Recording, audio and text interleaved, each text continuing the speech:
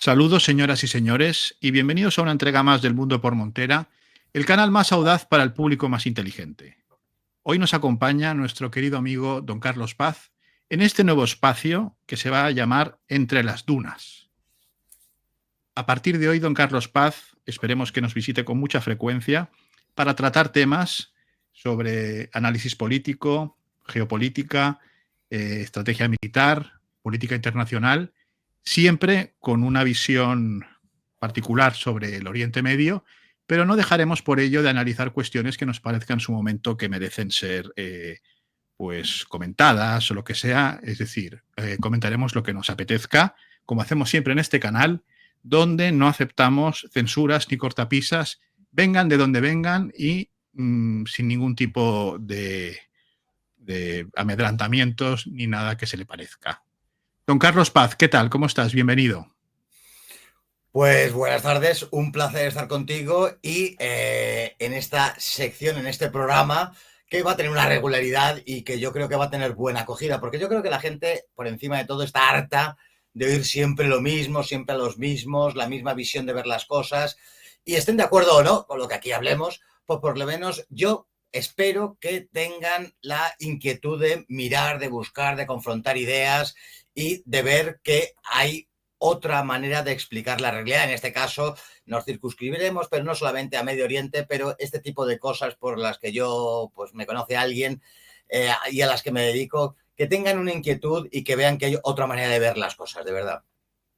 Fantástico. Por si alguien no conoce, que lo dudo, a don Carlos Paz decir que es escritor, un escritor prolífico, analista político, que ya lo hemos comentado, y quiero reseñar, porque siempre me apetece llamar la atención sobre una de sus obras, que es Descifrando el Islam, que me parece que es un libro magnífico para todo aquel lector de habla española que le interese acercarse a la cuestión del Islam sin prejuicios ni gilipolleces. Es decir, que quiera entender de qué va el tema, qué le han vendido y qué es la realidad, porque don Carlos Paz es un caballero español que se ha recorrido esos lares y se ha mezclado con sus gentes.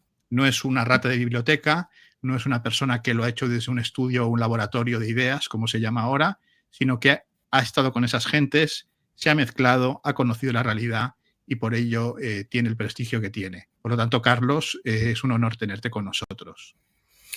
No, el honor y el gusto es mío de estar aquí, pero es verdad que todos tenemos nuestras filias, nuestras fobias, las mías son públicas, pero antes de escribir cualquier cosa al respecto de lo que me he ido dedicando, me gustó ir allí, verlo, extraerme las ideas y quitarme algunos clichés y plasmar lo que he ido viendo. Eso yo creo que es muy importante porque la mayoría de los que hablan de esta parte del mundo y de otras muchísimas cosas no han ido al lugar y siempre eso pues me llama la atención y me da la risa, lógicamente. Da la risa porque otra cosa con la que nos encontramos en el mundo por Montera es que por la variedad y lo valiosos que son sus colaboradores, la gente se piensa que los canales son una especie de secta donde todo el mundo tiene que pensar igual, donde todo el mundo tiene que ser de la misma capilla, de la misma cofradía, de la misma logia, y eso no es para nada así aquí. Por lo tanto, no es un canal para pusilánimes, ni un canal para gente de capillitas, sino es para gente, ya lo decimos siempre en esta frase, ¿no? Pues que ya hemos hecho popular, que es el canal más audaz para el público más inteligente, y precisamente por ello, porque es para el público más inteligente, es para personas a las que les apetezca escuchar voces que dicen cosas que no son habituales y que no se escuchan en los medios de comunicación convencionales. Para eso ya que pongan La Sexta, que pongan a Farreras o que pongan a Ana Rosa Quintana y quedarán plenamente satisfechos y contentos. Por lo tanto, no está de más, ya que empezamos esta nueva andadura, mencionarlo pues para que si hay algún pusilánime que esté sintonizando ahora mismo este programa, pues que apague el programa, porque probablemente vaya a pasar un mal rato y pues lo mejor que puede hacer es irse a comer un cupcake en un barrio de lucecitas de su ciudad y a disfrutar del Madrid de los acentos o de la Barcelona de los machetes o de lo que quiera. Pero no es este su canal. Pero bueno, vamos a ponernos un poco manos a la obra y hoy podemos hablar de lo que tú quieras, porque este es tu espacio, querido Carlos, pero creo que hay temas que tienes en mente por su importancia en este momento y que creo que merecen ser mencionados, como es la cuestión de Israel, el ente sionista, y cómo ha sido la actitud de su gobierno después de firmar ese altisonante plan de paz con el genocidio en Gaza, etcétera, etcétera. ¿Cómo está el tema a día de hoy, querido Carlos? Bueno, se nos vendió la cuestión del plan de paz de Trump como se llegó a decir que era el plan definitivo para terminar con el conflicto en Oriente Medio, no solamente en Palestina, sino en todo Oriente Medio. Esto era un auténtico disparate, no hay voluntad ninguna porque termine ese conflicto. De hecho, cómo se diseñó el conflicto fue para que estuvieran por lo menos 100 años y ya llevamos 77 con la cuestión palestina, pues cociéndose en su propia salsa y teniéndonos habituados, que también cumple un papel el tenernos habituados a oír noticias de Palestina todos los días. Para mí una cuestión capital de la cuestión palestina es la ilegitimidad de Israel. Esta ilegitimidad ya no se habla porque después de 77 años pues parece que ha pasado a un segundo plano, que se tiene que aceptar la naturaleza de la entidad sionista y ha aburrido también, por otra parte, a muchísima gente. Algunos analistas o algunos muy conocidos pues me han llegado a decir que ya no siguen la cuestión porque lo ven irresoluble. Y en esa irresolubilidad se resume que el ente sionista sigue avanzando y haciendo lo que le da la gana. Sea como fuere, el plan de paz se nos vendió de esta manera y era obvio que no iba a tener ningún tipo de recorrido, ni siquiera de días. A los pocos días Israel volvió sistemáticamente a seguir arrasando lo poco que queda de Gaza y ha vulnerado el alto el fuego varias veces. Se escuda lógicamente en que Hamas había atacado y había agredido a Israel y como respuesta a esta agresión Israel procedía a seguir bombardeando, pero la realidad es que nada de eso hay. Desde el principio de este capítulo de lo que está sucediendo en Palestina, que fue el 7 de octubre, pero que mucho antes, desde el 48 hasta el 7 de octubre del 23, pues llovió bastante y han acaecido numerosísimas cosas, pero desde ese 7 de octubre lo que hemos estado diciendo algunos es que lo que se pretendía era la anexión de Gaza a cargo de Israel. Y la realidad es que después de ese plan de paz, un plan de paz que, por ejemplo, expulsa a parte de los palestinos de su propio territorio, de Gaza, todo el interior va a estar controlado por Israel. Hay incluso, que no se va a llevar a cabo, pero hay incluso el plan de paz observaba que una fuerza israelí, algunos palestinos escogidos por Israel y una comisión internacional a cargo, salió el nombre de Tony Blair. Fíjate de dónde le sacaban a este hombre para que dictara lo que allí se tenía que Era organizar. Un gran político.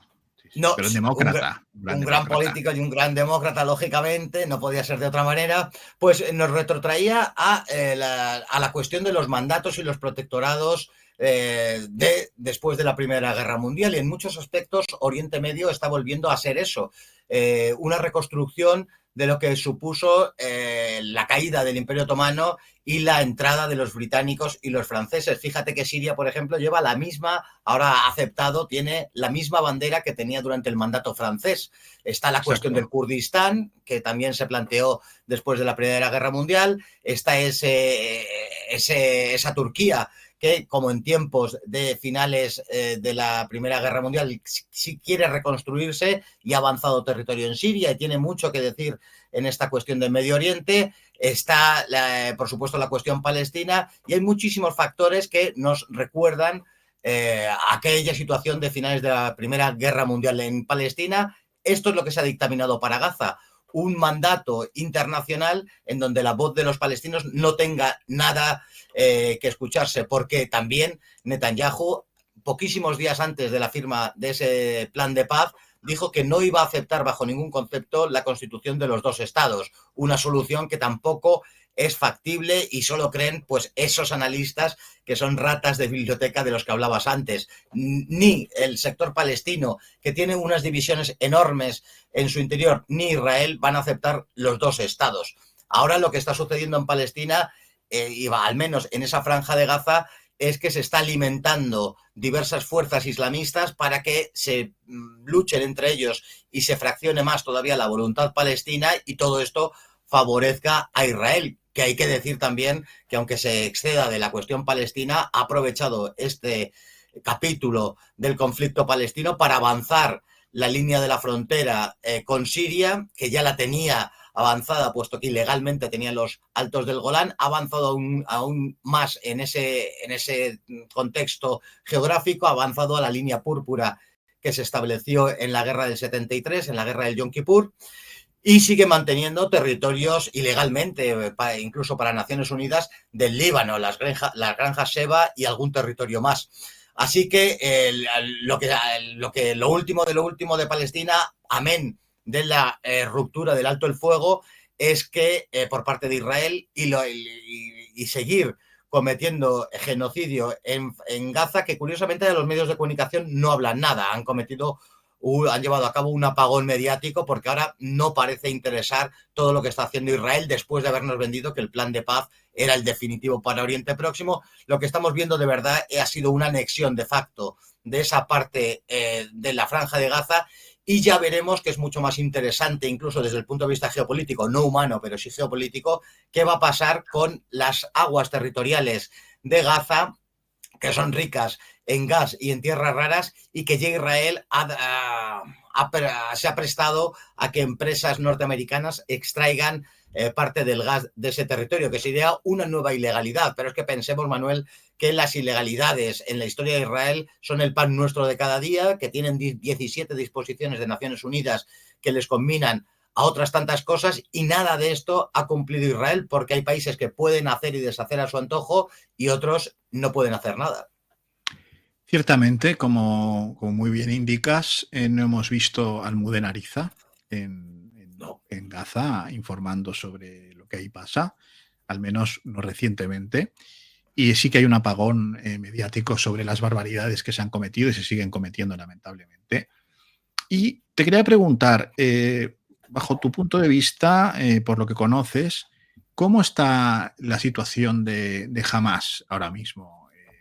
Como, digamos, parte contendiente en esta situación o parte resistente, llámalo como quieras. ¿En qué situación se encuentra este grupo? Voy escribiendo las cosas que tú me preguntas. Yo creo que Hamas, bueno, es evidente que ha quedado capidisminuida después de estos 2 años de conflicto con Israel. Muchos de sus dirigentes han sido asesinados, pero yo llevo defendiendo un tiempo que Hamas ha cumplido el papel que se desempeñó incluso desde los días en que se originó esta organización, una organización político-religiosa, según se denominan ellos. Lo digo porque parece que solo el factor religioso es el que importa a la hora de analizar a Hamas, y pesa mucho más la cuestión política. Pertenece a ese universo que es la hermandad musulmana, que se definen como una cofradía político-religiosa, y así se tiene que analizar. Solamente por el factor religioso no tiene ningún sentido, y por eso los análisis que se hacen, los mayoritarios por lo menos, no tienen absolutamente ningún sentido. Hamas está muy gravemente tocada, no cuenta con un apoyo sobre el terreno de la población palestina unánime, ni mucho menos, sí en Gaza, pero no en Cisjordania, por ejemplo. Ya se está hablando desde hace mucho tiempo que muchos de sus dirigentes se van a ir a Qatar u otros países a vivir. Yo creo que ya ha cumplido el papel Hamas, y lo que hay que preguntarse es quién va a cubrir, quién va a rellenar el vacío que deje Hamas, puesto que ese vacío no se va a quedar de esa manera, sino que alguien tendrá que llevar la voz cantante, al menos en la Franja de Gaza. Y ahora lo que sucede es que hay unas luchas internas dentro de la Franja de Gaza con esas milicias, que muchas han sido creadas directamente por Israel. Se está alimentando el islamismo, y esto lo vimos en la guerra de Siria, lo vimos en la cuestión de Afganistán con los talibán, lo hemos visto sistemáticamente, la propia creación de la hermandad musulmana a manos de los británicos. Occidente necesita el islamismo para justificar una serie de cosas, justificar que el mundo medio oriental es violento, justificar que detrás de todo eso está el Islam, justificar que determinadas potencias que no se rinden a los designios de Occidente están alimentando ese islamismo, y es todo lo contrario. El islamismo detrás de él está Occidente, porque le conviene, y en este caso concreto que me preguntas, en Palestina, es fraccionar la voluntad de los palestinos, dividirles, tenerles todavía en una situación peor de la que están. Y así que si me preguntas la cuestión de Hamas en concreto, yo creo que desaparecerá en unos meses. Se quedará como de una forma residual. Algunos dirigentes de Hamas optarán por la vía política, serán esos políticos que sigan cumpliendo con el juego y los designios de Israel, entrarán en esa comisión que va a legislar lo que suceda en Gaza, que estarán trabajando conjuntamente con los occidentales y ya veremos si con Tony Blair. Yo creo que no se va a prestar Tony Blair a esta fantochada, pero habrá una comisión occidental y parte de los palestinos que estén dentro de esa comisión pro-occidental habrá dirigentes de Hamas sin ninguna duda. Se quedarán simplemente en eso, en ser una comparsa más de Occidente. Y yo creo que desde el punto de vista militar, desde el punto de vista de la formación de milicias de Hamas, yo creo que van a desaparecer o va a ser enteramente residual. Entiendo. Bueno, la verdad es que efectivamente deben haber quedado muy mermados, que duda cabe, porque digamos, los ataques han sido constantes y los asesinatos selectivos y todas estas cuestiones tan características de la otra parte, pues bueno, han sido constantes y esto no nos puede extrañar, ¿no? ¿Cómo ves esto que han dicho y han anunciado a bombo y platillo de una especie de Riviera o creación de una especie de marinador, ¿no? Pero un marinador con aires trumpianos en lo que es Gaza? ¿Crees que esto es verosímil? ¿Crees que esto es posible? Porque suena como un poco, no sé, como crear una especie de isla fantasía sobre huesos y cadáveres, ¿no? Es un poco siniestro, por no decirlo del todo, ¿no? Bueno, yo creo que a corto o medio plazo eso no va a ser posible. Aquí hay una cuestión fundamental, que es que Israel ha querido siempre, desde el año 48, expulsar o exterminar a los palestinos. Y en la Franja de Gaza, que era yo creo que era el segundo lugar del mundo después de Hong Kong con una mayor densidad de población, había 2 millones de personas en esa exigua franja, en ese escaso territorio. Las cifras que han dado de muertos, desaparecidos, que vienen a ser lo mismo, yo creo que se han quedado incluso 10 veces por debajo de la realidad. Se han hablado de 60.000 fallecidos o desaparecidos y yo me afirmo a día de hoy que pueden llegar a ser casi 500.000 de personas de lo que estamos hablando, pero sea como fuere, sigue habiendo 1.500.000 personas en esa franja y mientras estén allí, porque es su tierra, no va a ser posible la construcción de esa disparate, esa obscenidad. Incluso se hicieron con inteligencia artificial unos vídeos de un mal gusto supino. Yo no creo que ningún vídeo haya superado el mal gusto y la obscenidad que se hicieron cuando Trump dijo que quería organizar ese no me gusta la palabra, ese resort, ese marinador, esa ciudad de vacaciones. Esa horterada.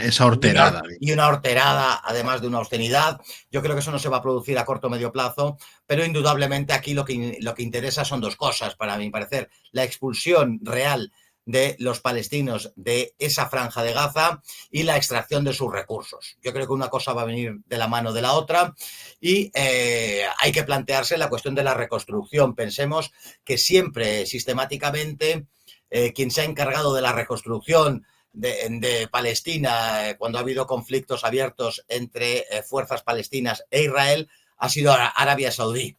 Y yo creo que Arabia Saudí y Qatar, los Emiratos Árabes, que están cada día que indago más en cuestiones muy concretas, hasta las cuestiones del Sudán, por ejemplo, está detrás siempre los mismos. Están Qatar, Arabia Saudí y Emiratos Árabes, aunque Arabia Saudí y mucho más Emiratos Árabes, también Qatar, pero se están abriendo, están dando una imagen a Occidente de apertura que no es tal. Están desde un punto de vista cosmético, de que los horteras de Occidente vayan allí de vacaciones, a hacer el anormal, que puedan tener la libertad de no seguir unos códigos de vestimenta, este tipo de cosas, pero el trabajo por debajo de la mesa de Emiratos Árabes, de Qatar y de Arabia Saudí es enteramente repugnante. Por una parte, alimentando el islamismo y por otra, haciendo el trabajo de reconstrucción de Israel. ¿Quién va a reconstruir el 90% de las infraestructuras que en la Franja de Gaza han sido destruidas, pues van a ser estos países que siempre se han dedicado y ganar dinero con esa reconstrucción. Yo creo que Israel iba consiguiendo la finalidad de ir empujando al pueblo palestino a la muerte o al exilio, y estas satrapías medievales que existen en el Golfo se iban lucrando con el desastre del pueblo palestino, porque también hay que hablar que a quién le importa el designio del pueblo palestino. La nación árabe, los pueblos árabes, parte de ellos, de entrada todas las monarquías, se han lucrado con la muerte y el sufrimiento de los palestinos.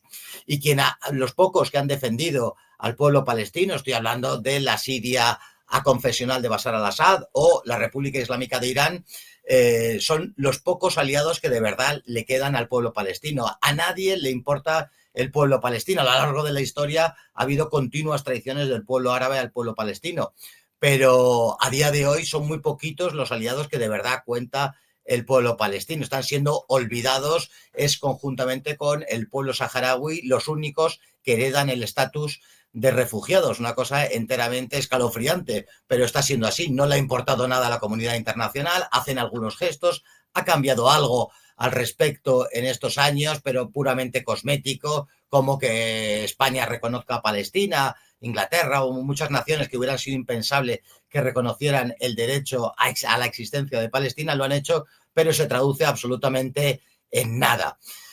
Yo creo que la reconstrucción va a ser una reconstrucción en favor de Israel, que se lucre Arabia Saudí, Qatar y Emiratos Árabes, pero el pueblo palestino de esa reconstrucción va a haber poco o nada. El terreno, si era exiguo el terreno de la Franja de Gaza, lo que les permite a Israel ahora estar es todavía más pequeño, pero pensemos que 9 de cada 10 lugares de agua potable ya no existen, que el 90% de las infraestructuras, de edificios, de hospitales, de colegios, de todo, ha sido aniquilado absolutamente, y que se les está empujando a tenerse que ir. Pero claro, es su tierra y ¿a dónde van a ir? Esta es la gran pregunta. Se habían hecho planes conjuntamente con ese obsceno marinador ciudad de vacaciones, de enviarles a determinados países, pero es que ellos no tienen por qué irse de allí porque son de ese lugar del mundo.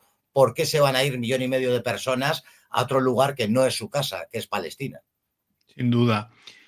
Yo no sé cómo lo ves tú. A mí hay dos países que me llaman la atención, pues, a la hora de analizar cuál es la actitud que están teniendo con esta cuestión, porque creo que es importante. Y uno de ellos es Egipto y Turquía. Es decir, Egipto tiene este gobierno, ¿no? Con esta gente, ¿no? Que bueno, hace una especie de fiestas acojonantes para volver a rememorar el pasado faraónico. Bueno, una cosa absolutamente que, en fin, daría para un programa entero, ¿no? Aparte de la hortera y el mal gusto que me ha parecido todo eso, pero bueno, no vamos a entrar en cuestiones de gustos personales. Pero bueno, Egipto se ha lavado las manos, yo creo que completamente con esta cuestión. O sea, se han puesto de perfil. Y luego los turcos, porque el amigo Erdogan como decimos en Cataluña, es un puta. El señor Erdogan es un puta que está a las tortas y a las tajadas. Yo creo que no hay fiesta que no se pierda Erdogan a ver qué pilla. Yo no sé cómo lo ves tú esto. Estoy apuntando todo. Pues vamos a ver, primero por Egipto. Egipto hace muchísimo que ya no defiende la causa palestina. A Egipto se le domeñó en aquellos acuerdos de Camp David, y principalmente aceptó porque después de la caída del naserismo entendió que le salía más rentable, siquiera económicamente, reconocer a Israel y ser un país que esté dentro de la órbita de Estados Unidos. Desde entonces, desde el año 79, sigue en ese papel. Recordemos las primaveras árabes, cómo esa hermandad musulmana llegaba al poder, cómo se dio un golpe de Estado y Occidente bendijo ese golpe de Estado para que la situación siguiera exactamente igual. Estados Unidos paga enormes cantidades de dinero para tener calmado a Egipto.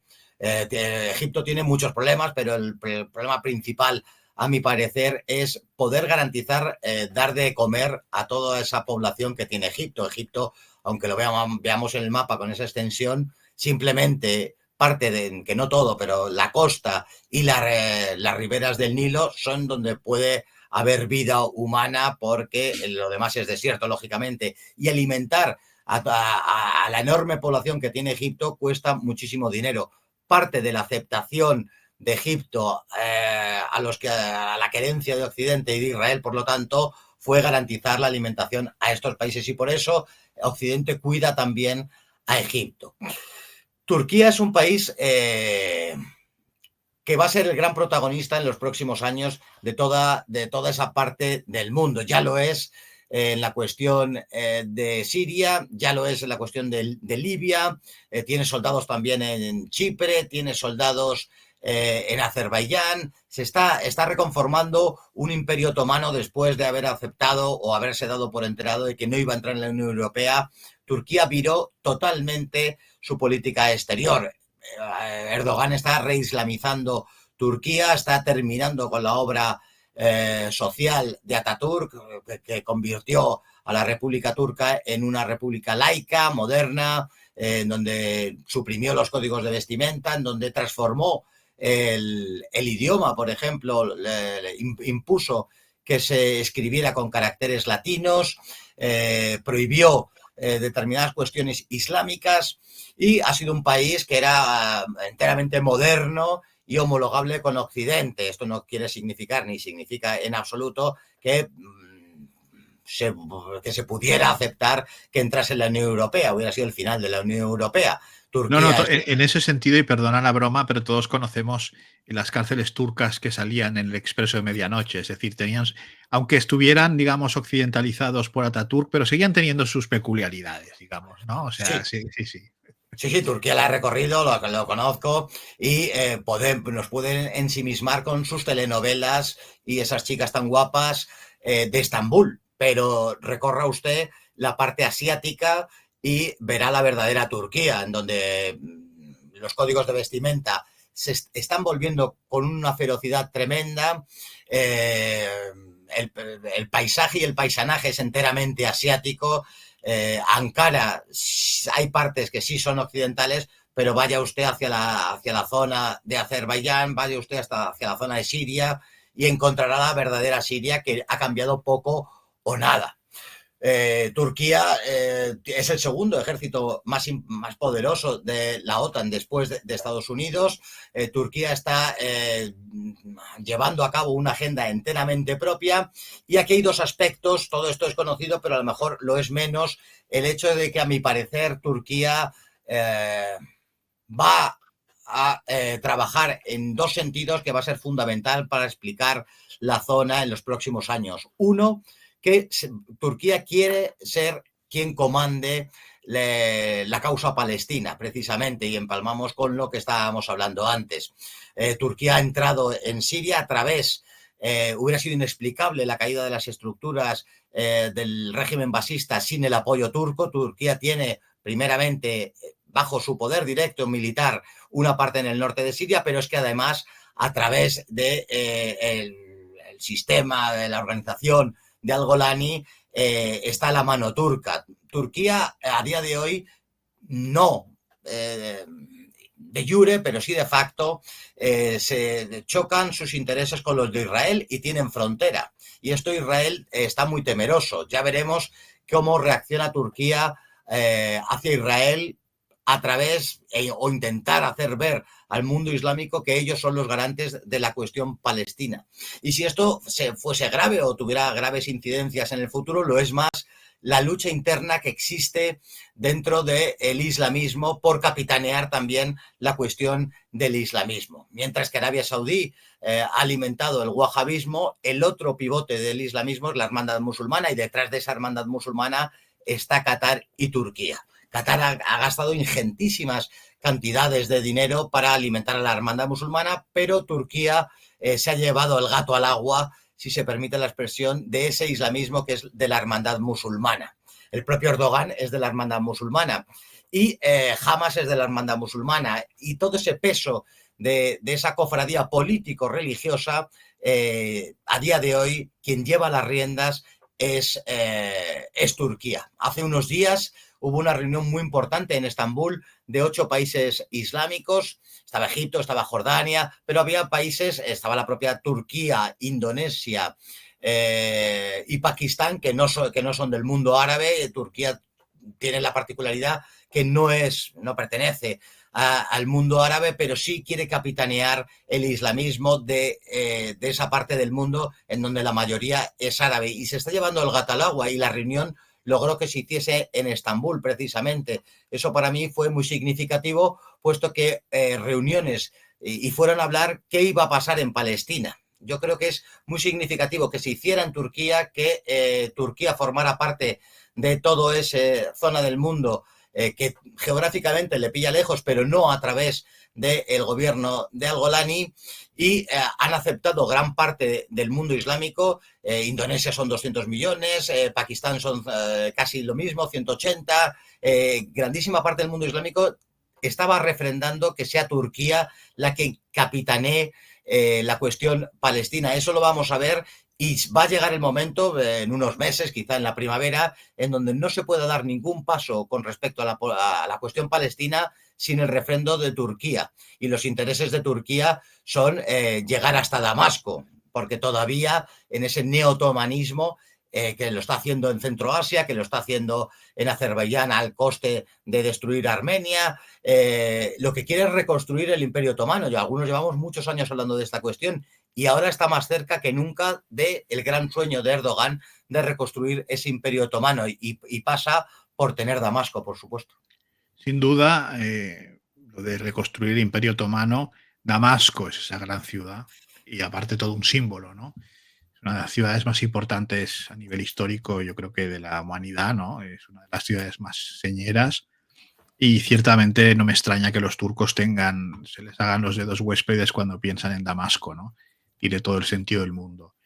Hablando de otro gran país, por su importancia y su capacidad económica, ¿y cómo podríamos definir, bajo tu punto de vista, las relaciones que actualmente tiene Turquía, por ejemplo, con Arabia Saudí? Es decir, que es otro país potente a nivel económico, como decíamos, y que a lo mejor, pues, claro, están muy vinculados a Estados Unidos, no sé hasta qué punto tienen una política exterior independiente del todo, tan independiente como la de Turquía. Yo creo que menos, yo creo que mucho menos, ¿no? Porque tienen mucha dependencia de nuestros amigos yanquis. Pero ¿cómo es la relación que tiene Riad con Ankara? Lo más importante es la relación de esa lucha que dentro del islamismo hay para ver quién capitanea ese sentido político religioso, ese islam político, que es el islamismo que aquí llamamos yihadismo, que es un neologismo occidental que no existe ni tiene ningún sentido, pero para entendernos y para que nos entienda quien nos vea, es la lucha de a ver quién comanda ese yihadismo. Arabia Saudí ha cambiado un poco la agenda. Arabia Saudí se está mostrando al mundo como un país aperturista, que es enteramente ridículo, porque no ha cambiado prácticamente nada. Cuando se nos ha vendido que las mujeres podían conducir, pues en toda la parte, en la mayoría, el 90% del mundo islámico, la mujer conduce desde que hay coches. Pero en Arabia Saudí han llegado a la conclusión en el primer cuarto del siglo XXI que la mujer puede conducir. Pues bienvenido sea. Pero fuera de eso, la verdad es que en cuestiones económicas el islamismo es ultracapitalista, y tanto en cuanto es así, tanto en cuanto la propia constitución de Arabia Saudí hubiera sido impensable sin la victoria de los aliados en la Segunda Guerra Mundial y la imposición de la Casa de Saud que dirija los designios de Arabia, que tiene los santos lugares, y de ahí la importancia religiosa que tiene dentro del mundo islámico. Pero aquí sucedió una circunstancia, que es que obligaron a Arabia Saudí a que el pago del petróleo fuera en dólares. Y mientras mantengan eso, a Estados Unidos va a contar siempre, Arabia Saudí va a contar con el apoyo de Estados Unidos. Y esto se tambalea, puesto que desde la existencia de los BRICS, de la que Arabia Saudí ha entrado, una de las cuestiones que se hablaba era de la libertad, y ya se está haciendo en gran parte del mundo, de pagar el petróleo en las monedas. Se habló de si hubiera una moneda única para los BRICS, esto era un poco disparate, pero sí que cada país pagara el petróleo en su propia moneda. Si este paso se atreviera a darle, a Arabia Saudí le montarían una primavera árabe sin ninguna duda, pero haría que el dólar pues pasase A ser un papel. a ser un papel que es lo que es realmente. La fortaleza del dólar se sustenta en que este pago de petróleo se puede hacer en dólares. Si Arabia Se Saudí, sustenta en la fe. Se sustenta en la fe. Sí, como sí. todo dinero, tal y como está constituida la economía actual. Hubo un tiempo que Claro. esto no fue así. Me hace mucha gracia que nos hablan de la moneda única. Bueno, la moneda única en la Edad Media existía porque usted se iba con sus monedas de oro y de plata de Castilla y se podía ir a la corte de Tamerlán y valía durante mayor moneda única no hubo en la historia, pero estos nos tienen que contar este tipo de cosas. Y entonces existe esta cuestión de la lucha interna por capitanear el islamismo entre Turquía y Arabia Saudí, y por otra, la evolución de estos dos países. Yo creo que se está dando una paradoja en el mundo islámico, se están dando varias, pero una muy importante es, aprovechando lo que me pregunta usted, es que unos países están llevando un camino de aperturismo a los ojos de Occidente, y con el lenguaje democrático utilizaré esas palabras, un aperturismo, una occidentalización, una normalización, si se quiere, una homologación con los principios democráticos y este tipo de cosas, que cosméticamente está haciendo Arabia Saudí, pero Turquía está llevando un camino enteramente inverso, que es esa reislamización. Pensemos en la iglesia de Santa Sofía, cómo ha dejado de ser museo, que era lo que era desde tiempos de Ataturk, y ahora es una mezquita, cómo se está imponiendo códigos de vestimenta, cómo está volviendo a reislamizar Turquía desde unos prismas, desde un origen que tenía enteramente laico, como era esa República Turca, está reislamizándose, y países, otros muchos, pero Arabia Saudí, me pregunta usted, está cosméticamente llevando un camino de occidentalización, que no es tal, no es tal. Tanto en cuanto esto es así, responderle que hay una lucha, pero bajo la mesa, puesto que les separan unas distancias abismales, les separan un montón de cuestiones más allá de las geográficas, pero está esa lucha de a ver quién capitanea la cuestión del islamismo. Yo creo que eso es lo más importante y eso es lo que nos va a dar que hablar cuando hablemos de esa zona del mundo y de las relaciones entre Turquía y Arabia Saudí. Hay un personaje que a mí me llama mucho la atención por su aparente aperturismo, que yo no me lo creo, abiertamente, no me lo creo, eh, pero por su poder y por la relevancia que se le está dando en Occidente, y es el de Mohammed bin Salman, el príncipe saudí, el heredero al trono, que bueno, parece que porque el rey está pues enfermo o es un hombre ya incapacitado, lo que sea, pues parece que este príncipe ha tomado mucho pues, el poder y está decidiendo cuestiones como esto de que las mujeres conduzcan, que en vez de 500 latigazos sean 250, en fin, lo que viene siendo un progresista, ¿no? De toda la vida. Eh, este hombre, religiosamente, dentro del Islam, ¿cómo podemos catalogarlo? Es decir, ¿es de la escuela de Wahhab, eh, clásica y ortodoxa? ¿O es un hombre? Bueno, evidentemente no vamos a hacer un juicio de su interior porque no lo conocemos ni lo vamos a conocer al señor Mohammed bin Salman, pero al menos por cómo obra públicamente, ¿no? Porque probablemente igual no crean nada, beba champán, coma carne en los mejores bistros de París y todo eso, eso no vamos a entrar en esa cuestión. Pero lo que dice en público, don Carlos, ¿usted cómo definiría este personaje así a grosso modo? Es decir, por sus hechos, por sus hechos los conoceréis, ¿no?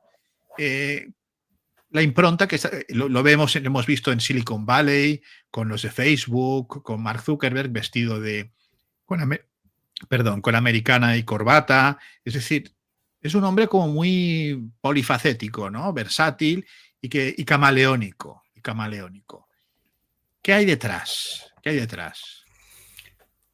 Hay que aclarar que Arabia Saudí, desde que se constituyó, tiene una característica muy peculiar, y es que mientras los occidentales, Estados Unidos y Gran Bretaña, imponían a la Casa de Saud, que algún día se puede hablar de los orígenes de esa casa de Saud. Interesantísimo tema, ¿eh? Tomo nota porque los Sí, orígenes de la casa de Saud es un tema que lo tenemos que tratar, aunque a lo mejor nos censuren el vídeo.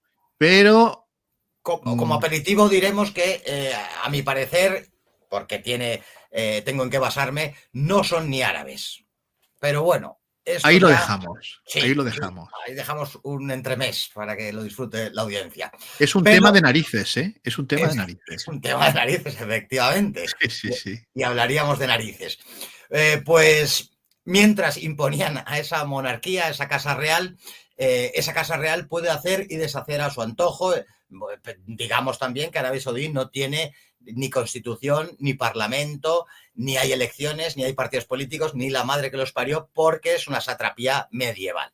Pero siendo esto así, hasta ahí todo bien, vamos, todo bien, todo fatal, pero eso puede saber la gente, pero la cuestión primordial y característica de Arabia Saudí es que las cuestiones religiosas la monarquía no opinaba ni tiene que decir nada al respecto, porque ella misma llegó a un acuerdo con los wahabíes, con esa interpretación literal, rigurosa y descontextualizada del Islam, que es el wahabismo, por ese wahhab del siglo XVIII que usted ha mencionado, y le dejaban todas las cuestiones religiosas a esta gente, a los wahabíes. Mientras se cumpliese esa estricta, delirante, descontextualizada y rigurosa interpretación del Islam, que es el wahabismo, y que para mí es una herejía abiertamente. Hay que decir, perdone que le interrumpa, que para usted y para gran parte del mundo islámico los ven como kufir, son takfir, o sea, quiero decir, no son heréticos, o sea, ni Sí. mucho menos es algo islámico, digamos, aceptado por todos, ¿no? Lo digo para que la gente lo sepa, ¿no? Sí, no es una cosa de Carlos Paz, sino que es de esas gentes que he conocido a ojos de los chiíes, aunque ellos no lo van a decir abiertamente, a ojos de los alawíes, a ojos de los ibadíes, a ojos de muchas de las interpretaciones y de gran parte del mundo suní, es una interpretación herética, plenamente. Pero es esta interpretación islámica que rige los designios religiosos de Arabia Saudí permite que la Casa de Saud haga y deshaga en cuestiones económicas principalmente, puesto que el islamismo, y reafirmo que son ultraliberales, pues no tiene ningún inconveniente en que desde sus orígenes la British Petroleum estuviera allí mangoneando, que el pago del petróleo sea en dólares, que haya bases norteamericanas en suelo saudí, que a la mujer le pueden hacer lo que quieran, en eso no entran, y que se pueda relacionar a Arabia Saudí de la mejor manera que tengan a bien. Esto, el wahabismo no entra mientras se apliquen la sharia que ellos entienden que es la correcta y que es herética a ojos de millones y millones de musulmanes. Siendo esto así, siendo esta la característica, este personaje, antes de que rigiera los designios de Arabia Saudí, hubo un fortísimo aparato de propaganda, no solamente en el mundo árabe, ni siquiera islámico, sino también y principalmente en Occidente. Se nos fue preparando de que iba a preparar una Arabia Saudí moderna, occidentalizada, homologable con Occidente y este tipo de cosas. Los cambios han sido prácticamente nulos. Los casos han sido, pues eso, que la mujer pueda conducir, que en vez de no sé cuántos pasos por detrás tenga que ir unos menos, y que a determinadísimas zonas de Arabia Saudí, pues usted pueda ir. Yo conozco gente que en Arabia Saudí, por ejemplo, hace buceo. Bueno, sí.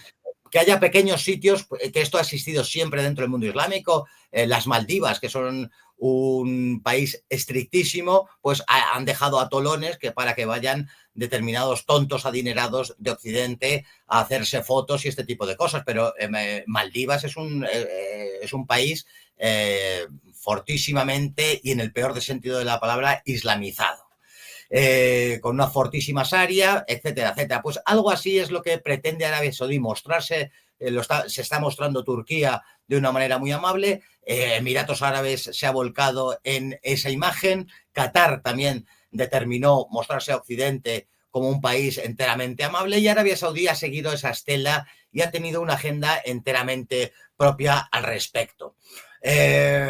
Fíjate hasta dónde llegará el punto que incluso por intermediación china han reconocido los estados de Arabia Saudí e Irán y han intercambiado embajadas, algo impensable hace 10 años, por ejemplo.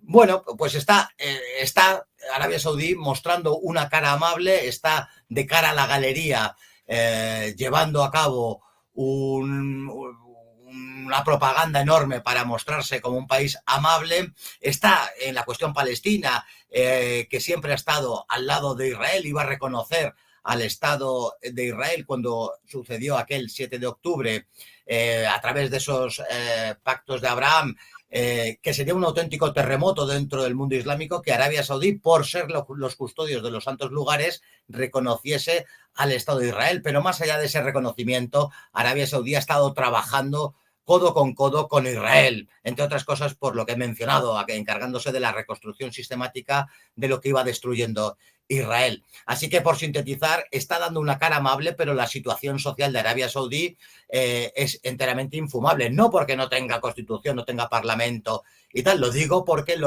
eso lo digo porque los defensores de la democracia, entre los cuales yo no me encuentro, siempre aducen como arma arrojadiza a determinados países que no son democráticos, pero es que Arabia Saudí no tiene ni los mínimos resortes para hablar de esas cuestiones democráticas. Es que, le voy a poner un ejemplo, conozco organizaciones cristianas que tienen que mandar hojas de Biblia, entre otras publicaciones, para que allí se vayan montando esa Biblia, porque la Biblia está prohibida y su tenencia puede llevarle a penas muy severas. No hablemos, por supuesto, del proselitismo, ya no solamente del cristianismo, que por supuesto, sino de interpretaciones islámicas fuera del wahabismo, porque ya entramos en que ese wahabismo detenta el poder absoluto en cuestiones religiosas, conllevan la pena de muerte en muchas ocasiones, pero de esto no se habla nada porque Arabia Saudí es un aliado fundamental de Occidente en la zona. Pensemos en nuestro rey emérito, por ejemplo. Pensemos en Estados Unidos, el Reino Unido u otras naciones que hacen enormes negocios con Arabia Saudí. Pero como nos importa absolutamente nada si hay democracia o no, nos importa absolutamente nada la situación de los cristianos, que está creciendo, y es un fenómeno del que hablaremos en algún programa, cómo está creciendo el cristianismo dentro del mundo islámico, que no se habla absolutamente nada, solo se cuenta lo negativo e incluso se distorsiona mucho la situación de los cristianos, pero está habiendo una eclosión del cristianismo en la propia Arabia Saudí, algo que es tabú en según qué países y por supuesto en Arabia Saudí, claro. Esto que comentaba usted sobre Arabia Saudí es muy interesante cuando habla de que, vamos, para nada es una democracia, pero nada, o sea, ni se le acerca. Es decir, Arabia Saudí, para que todos ustedes se hagan una idea, es un país donde el rey, una vez al año, una vez cada 6 meses o cuando estime oportuno, pues se reúne en una gran jaima, en un gran palacio, y vienen todos los gobernadores, todas las familias, que son todos príncipes y bueno, y miembros de la corte, y lo que hace es hablar con cada uno de ellos y decir qué quieres. Es decir, te doy esto, te doy lo otro. Es decir, es un estado feudal, Sí. en el sentido más estricto de la palabra, y nada que ver, por ejemplo, con lo que podía ser la Siria de Bashar al-Assad o incluso la República Islámica de Irán, etcétera, etcétera, que dentro de sus peculiaridades, pues bueno, cambian de presidente y tienen pues otro tipo de cuestiones, ¿no? O sea, Arabia Saudí es una monarquía feudal de la peor laya. Lo que pasa que, efectivamente, no nos importa porque son los grandes aliados a la hora del petróleo, del dinero, y todos los presidentes yanquis, cuando se les invita, van a bailar con la espada, allí en los desiertos, en los palacios, donde les dan dátiles y les llevan lavamanos con agua de rosas y todas esas cosas, y fuman en las pipas de agua, y bueno, y se creen que con eso pues ancha es Arabia, ¿no? Y ya está, ¿no? Y se lo pasan bomba. Pero bueno, creo que valía la pena hablar un poco de Arabia Saudí, porque siempre se habla desde la prensa convencional, ¿no? Siempre se habla de Irán, ¿no? Como el gran país, de los ayatolás, donde las mujeres, bueno, cualquiera que pueda, y lo pueden hacer, que vaya a Irán o que vaya a Arabia Saudí, que compare la situación en un lado u otro a nivel de lo que es la vida cotidiana de las gentes, ¿no? En especial de las mujeres o de otras personas, pues bueno, que juzguen, pero que sobre todo vale la pena dejarlo claro, porque siempre se critica a un lado.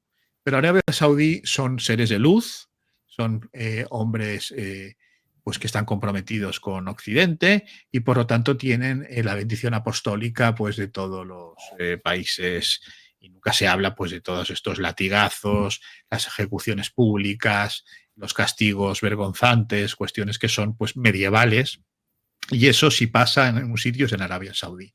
Por eso, bueno, por no hablar del famoso descuartizamiento del periodista en la embajada saudí de Estambul, etcétera, etcétera. Por lo tanto, creo que ha valido la pena contar con sus explicaciones, que siempre son mucho más acertadas y concretas. ¿Qué podemos ver en el futuro en el tema de Israel y Irán? Es decir, Israel e Irán, se habla de que puede haber una segunda guerra, que puede haber unos ataques de nuevo entre los dos países. ¿Cómo lo ve usted? ¿Lo ve usted probable, improbable? ¿Cómo está? ¿Qué le dice el olfato? Esta gran pregunta, ¿eh? La gran pregunta. Sí, no está mal, no está mal. Llevo unos meses de la primavera diciendo que este otoño Israel iba a intentar atacar a Irán.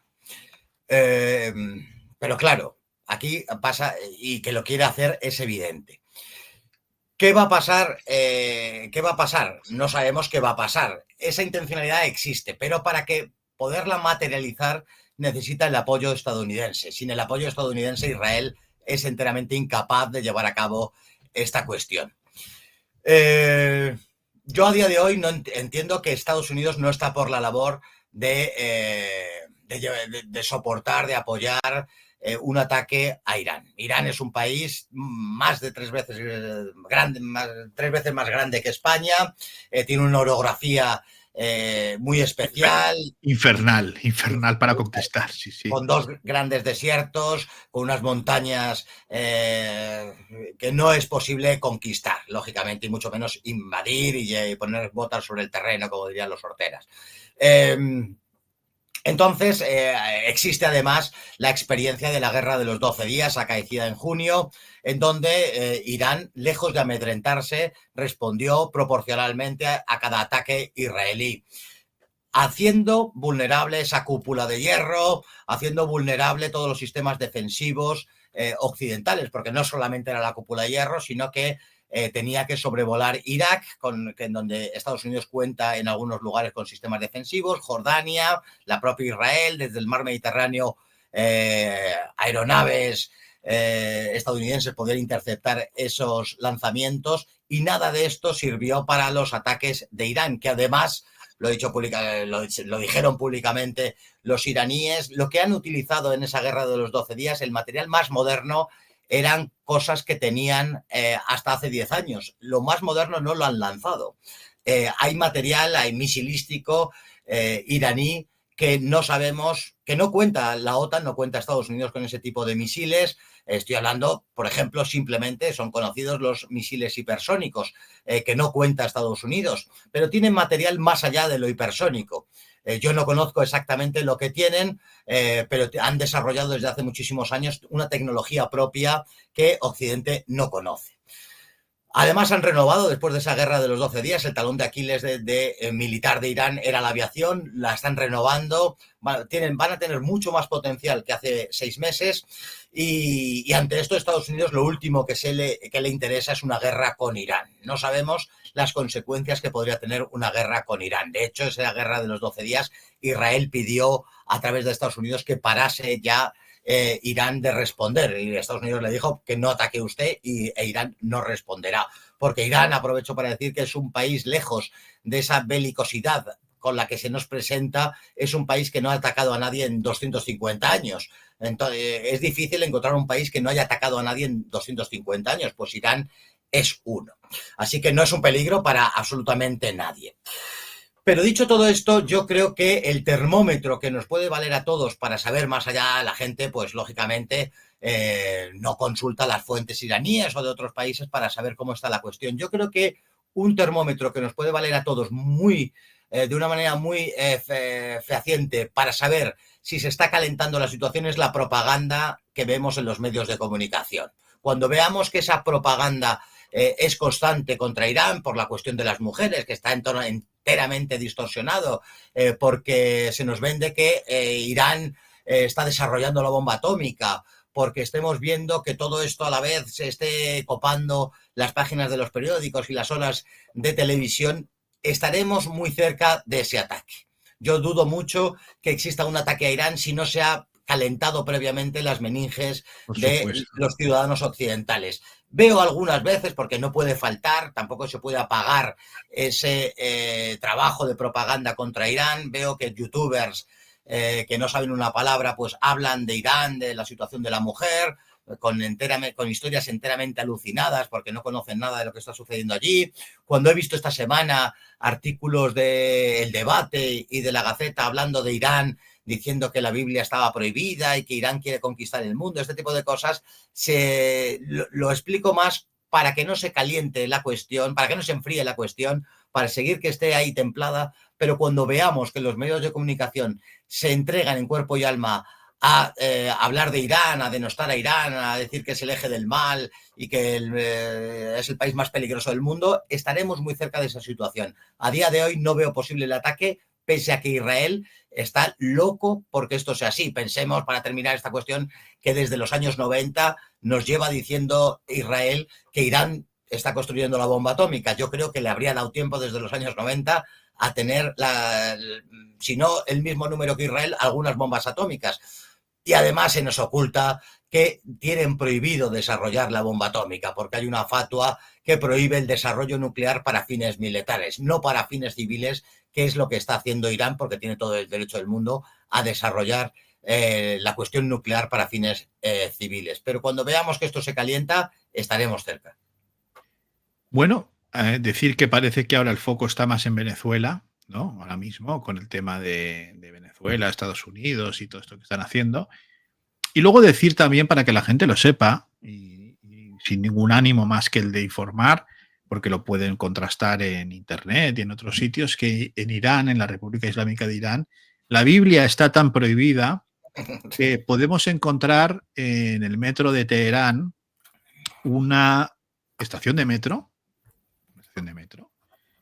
nueva, además, que ha costado un dineral, es decir, que se lo han gastado los iraníes, el gobierno de Irán, no se lo ha gastado, yo qué sé, quien sea, ¿no? El Vaticano, no. Donde una estación dedicada a la Virgen María, con imágenes de Jesucristo, de la Virgen María y unas decoraciones que por supuesto serían imposibles en cualquier país occidental, porque se consideraría que es una cosa confesional, repugnante, inmunda, y sería pues vandalizada pues por los... y esto es en Irán, en Teherán, ¿no? Por lo tanto, señoras y señores, cuando les digan pues que eso está prohibido en Irán y que los iraníes, que los cristianos, que patatín, que patatán, bueno, juzguen ustedes y pueden eso verlo en Internet sin ningún tipo de... vamos, en cualquier sitio, en X o en Google, lo buscan, Estación Cristiana, Teherán, y lo verán. Verán que es una cosa recientemente inaugurada. Por lo tanto, atención, cuidado con la información tóxica y con la información que no se ajusta a la verdad. Don Carlos Paz, no le robo más tiempo porque es un hombre sumamente ocupado y tiene que atender otras cuestiones, pero decirle que ha sido un placer tenerle en este primer Entre las Dunas, y nada, creo que usted quería decir algo sobre la estación, creo, ¿no? Bueno, no, estaba recordando que puse un tuit al respecto cuando se me comunicó la existencia de esta estación y no faltaron decenas de imbéciles en Twitter que decían que eso era producto de la inteligencia artificial. Sí, Bueno, decir que lo publicó esta semana pasada, lo publicó Vatican News, el Vaticano hizo una especie de reportajillo acerca de esa parada Mariam Mocadas de la Santísima Virgen con representaciones e imágenes religiosas de sí, sí. Jesús y de la Virgen. Aprovecho para decir que el Islam no prohíbe la representación figurativa, que también se nos decía de pequeños que no podían hacer figuras y este tipo de cosas. Y un día pues explicaremos dónde sí se pueden hacer representaciones figurativas y dónde no y por qué. Pero bueno, que todos esos imbéciles les volví a poner el tuit y callaron, porque la mentira no puede prevalecer. Desde luego, desde luego. Don Carlos Paz, muchísimas gracias por haber querido estar en este no la primera vez en el canal, porque este canal empezó con usted, gracias a Dios, y sí en la primera entrega de Entre las Dunas, espacio que esperamos que sea semanal y poder llevar a nuestros espectadores pues una información interesante y que sea pues bueno, que instruya a tantos y tantos españoles interesados por esas cuestiones, pero que no encuentran ese tipo de informaciones en otros lados. O sea que aquí estaremos dando el callo, Dios mediante. Es un placer, por supuesto. Me apetecía mucho porque además soy libre, puedo fumar, puedo hacer lo que me dé la gana y decir lo que me dé la gana, por supuesto. Donde no pueda decir lo que me dé la gana no voy a estar nunca, pero aquí estoy especialmente a gusto con usted. Decir que la gente que vea este programa que nos sugiera cuestiones, porque a lo mejor un día nos ponemos a hablar de cuestiones que a la gente pues no le interese realmente. Que nos pregunten y nos dejen consejos, sugerencias y hablaremos ¿Comentarios? Sí, sí, sí. comentarios para hablar de lo que ellos esperen escuchar, que al fin y al cabo yo entiendo Entre las Dunas para satisfacer las inquietudes de las gentes que están hasta las narices de oír siempre a los mismos y siempre las mismas cosas. Que nos escriban y hablaremos de esas cosas. Así lo haremos, así lo haremos. Pues querido Carlos, don Carlos Paz, muchísimas gracias y hasta la semana que viene, inshallah. Inshallah. Inshallah. Y a todos ustedes, señoras y señores, muchísimas gracias por haber querido conectar con Entre las Dunas, el espacio más desértico, pero más fértil del mundo por Montera, el canal más audaz para el público más inteligente. Buenas noches.